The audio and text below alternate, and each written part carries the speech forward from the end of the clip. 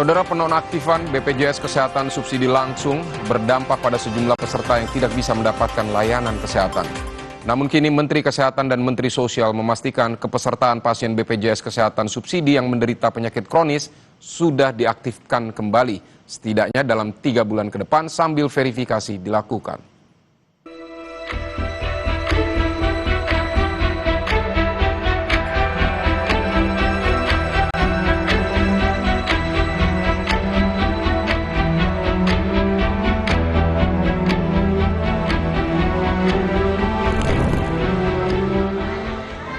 Maeni harus kembali ke rumah. Dia tidak bisa berobat lagi di Rumah Sakit Umum Daerah Indramayu karena BPJS Kesehatan miliknya dinyatakan nonaktif. Maeni pun akhirnya hanya bisa menunggu kepesertaan BPJS Kesehatannya diaktifkan kembali agar bisa berobat gratis lagi. Pak, sekarang mau berobat, sebulan sekali berobatnya, nggak aktif, Pak. Rumah kebanjiran, ini, Pak.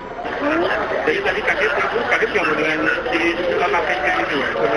Nggak aktif deh, tadi tuh, iya, pasti, iya, bulan depan. Ya mau diaktifkan, Pak, iya.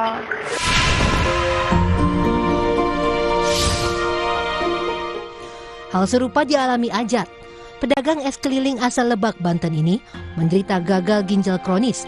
Sudah 11 tahun, Ajat harus melakukan cuci darah 2 kali seminggu.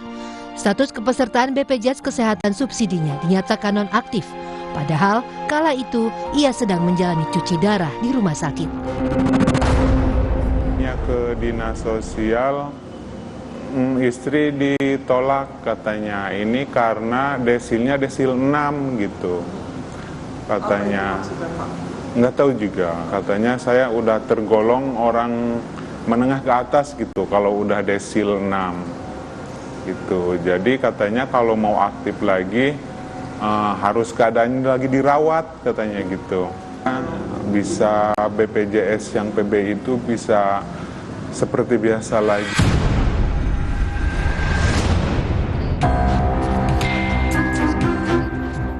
Menteri Kesehatan mengungkap, lebih dari 120.000 status kepesertaan BPJS Kesehatan bagi warga tidak mampu dan fakir miskin menjadi nonaktif.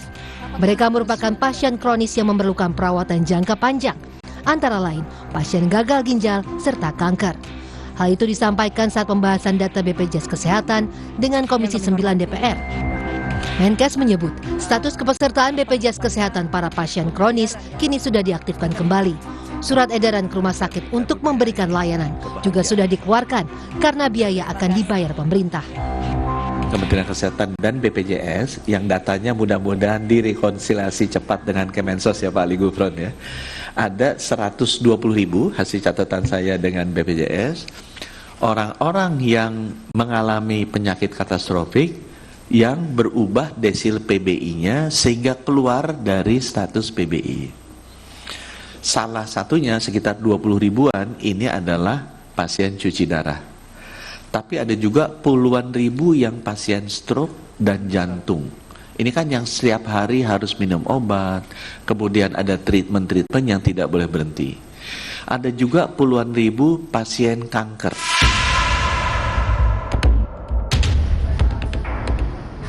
Sedangkan Menteri Sosial Saifullah Yusuf memastikan lebih dari 106.000 peserta penerima bantuan iuran Jaminan Kesehatan Nasional yang sempat dinonaktifkan kini sudah otomatis diaktifkan kembali. Reaktivasi difokuskan terhadap mereka yang mengidap penyakit kronis yang membutuhkan pengobatan. Sementara untuk peserta BPJS Kesehatan subsidi di luar penyakit kronis harus diaktifkan mandiri melalui dinas sosial. Untuk yang 106 ini nggak perlu reaktivasi. Yang 106.000 ini tidak perlu reaktivasi. Ini otomatis sudah direaktivasi selama 3 bulan ke depan. Nggak aktif, ya harus ada inisiatif untuk mereaktivasi. Tapi kalau yang 106.000 ini otomatis karena tadi dia memiliki penyakit katastrofik. Pengaktifan kembali kepesertaan BPJS Kesehatan untuk warga tidak mampu dan fakir miskin tersebut bersifat sementara selama 3 bulan ke depan sambil menunggu hasil verifikasi lapangan. Koordinator Advokasi BPJS Watch, Timbul Siregar menyebut, surat Menteri Kesehatan dan Menteri Sosial yang menjelaskan soal reaktivasi BPJS Kesehatan subsidi bagi pasien penyakit kronis serta larangan bagi RS untuk menolak pasien sudah dikeluarkan. Namun faktanya, belum semua pasien BPJS Kesehatan subsidi yang dinyatakan berhak mendapat pelayanan kesehatan bisa menggunakan fasilitas tersebut.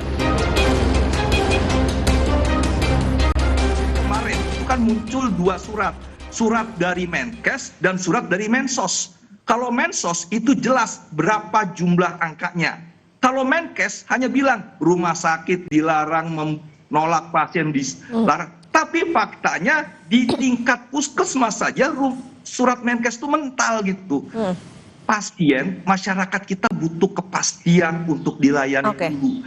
Jadi saya berharap sekarang yang datang dilayani dulu, aktifkan. Bagi yang sehat-sehat yang nggak datang, oke deh. Dia memang misalnya harus mendapatkan reaktivasi ke Dinsos, oke nggak ada masalah. Timbul pun berharap persoalan kepesertaan BPJS Kesehatan subsidi ini bisa segera diberi kepastian hukumnya agar tidak meresahkan masyarakat. Tim Liputan Kompas TV.